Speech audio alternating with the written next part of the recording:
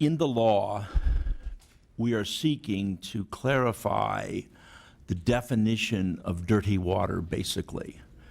We have, if you look at the statutory and constitutional history of water, rainwater, urban runoff, or other sewage or other types of water, there has been a long history of what that is.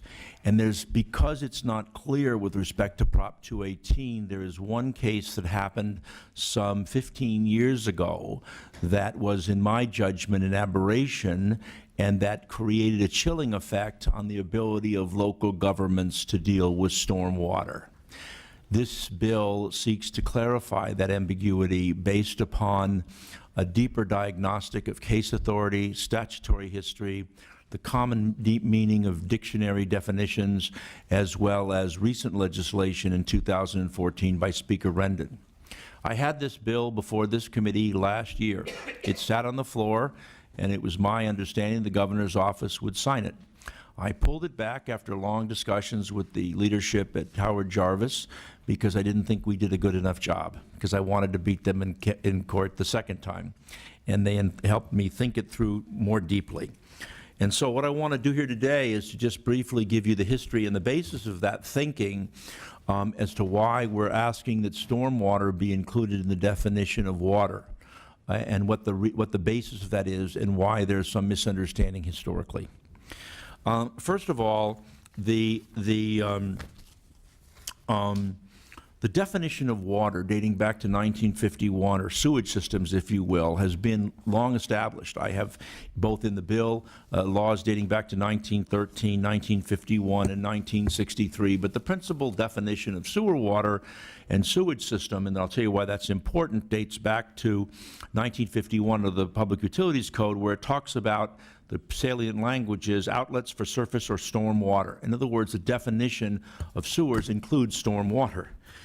And along comes, in 1996, part of a troika, if you will, of folks that were seeking to change the law to basically try to get voters more than elected representatives to make determination on taxes. We saw it initially in Prop 13, we saw it in 218, and recently in Prop 26.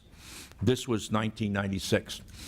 And what happened was they said that with respect to local taxes, say if you wanted to add a stadium, whatever, you needed a vote of the people, that boards of supervisors or local elected officials would no longer have the authority, but they made exceptions.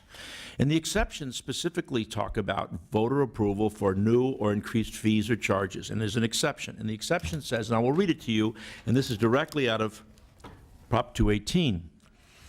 It says, except for fees or charges for sewer, water, and refuge collection services, no property-related fee or charge shall be imposed or increased unless and until that fee is submitted for approval by the voters. In other words, it makes an exception for these categories of sewer, water, and refuge collection, right?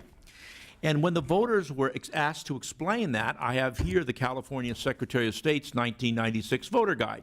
And in the voter guide, it says, Figure 1, this is exactly out of the voter guide. There's a box, and it says existing assessments exempted from the measures requirements, meaning exempted from voting. And it says assessments where all the funds are used to pay for sidewalks, streets, sewers, water, flood control, or drainage systems, or vector control, such as mosquito control. I guess they wanted to let people know, because I never knew what vector control was until I came back into government. And so the further explanation, because we want to look back at what the understanding was at the time, there's a further report by the LAO, which was again done in 1996 after the passage, is Understanding Prop 218.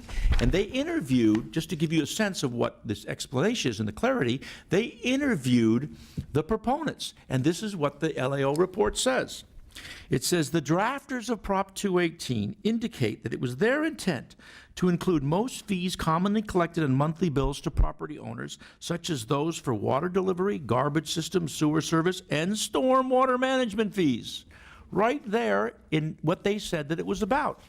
Now, what happens? The law gets passed.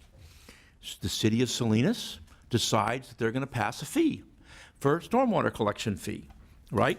A stormwater drainage fee, it's called. They used the word drainage, what was in the law, and they decided they were going to do that.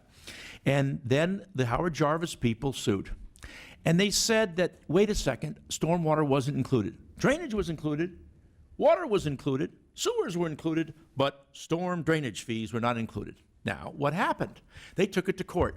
One of Jerry Brown's judges, who was appointed in 1977, who went to Bolt Hall, not a shabby place, decided, made perfect sense. And this is what he says. This is his decision in that case. And he says,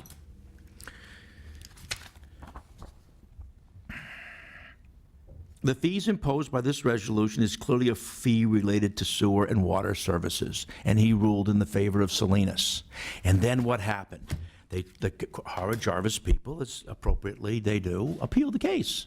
They appealed it to the Court of Appeals, and they lost. And the Court of Appeals said what? And why am I here today? The Court of Appeals said that the law was ambiguous.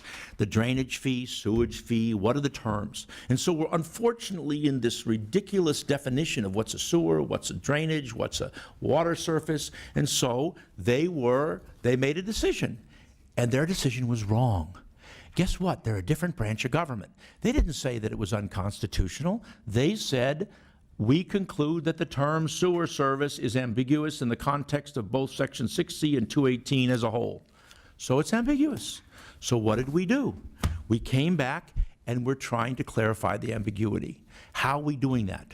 We're going back and looking at the law in 1913, 1935, 1966, and we're looking at the law to show that the word sewer included drainage and included all these other terms.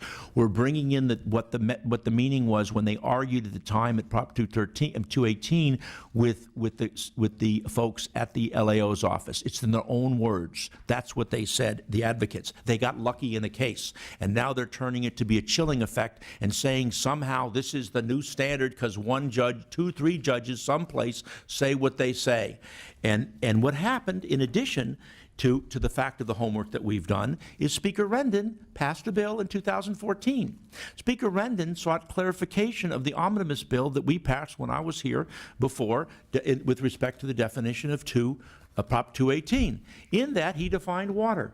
He says in his bill that's signed by the governor as a law of the land, which wasn't the case at the time this court was decided, water means any system of public improvements intended to provide for the production, storage, supply, treatment, or distribution of water from any source. Any source. That's the question.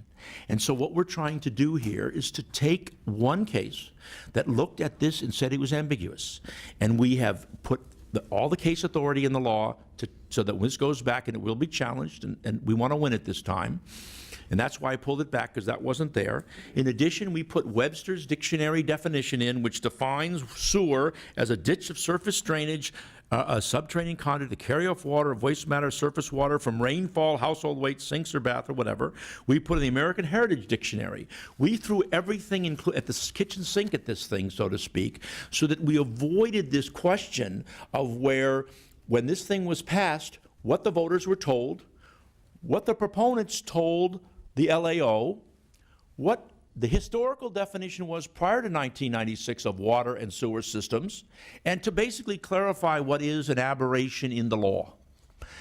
We have seen it before historically where judges make a decision, and unfortunately, because the way the process works is that local jurisdictions do not get out there and say, oh my God, there's a court case, we can't do it, their lawyers tell them we can't do it. Well, I'm telling you, we're going to stand with them as the California legislature, and we're going to correct this problem and send the message. Now, what are we asking you to vote on today?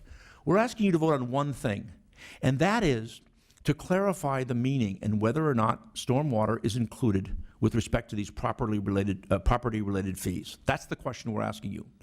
We're not asking you to vote on a tax. We're asking you what the tax is. Salinas made a decision as to their sewer drainage fee. Some jurisdiction of the 482 cities in California or 58 counties or other very special districts will make a decision as to whether or not they want to implement a fee and what that fee's for. Is that fee for simply creating a system to clean up water? And by the way, all water that gets put in the ground has to be cleaned up from any source. We know that under the law. And then recharge the groundwater basin? Are they going to build it for some other source? We don't know. That's not what you're asked for today. You are not voting on a tax. You are not voting on a fee. You are voting on clarification of the law that's consistent with the law since 1913 in California and reversing some 3 judges who made a mistake. It happens before. The people in Plessy versus Ferguson decided that separate equal was the law until Brown versus Board of Education came. There's 1,000 cases where the judicial branch, as the law changes, as the world changes, change those aberrations. And so what we have here is a much deeper dive with respect to the law, and we have a significant change in the definition of water by Speaker Rendon, which I think provides appropriate basis for this law and for clarification and of a court case that made a mistake.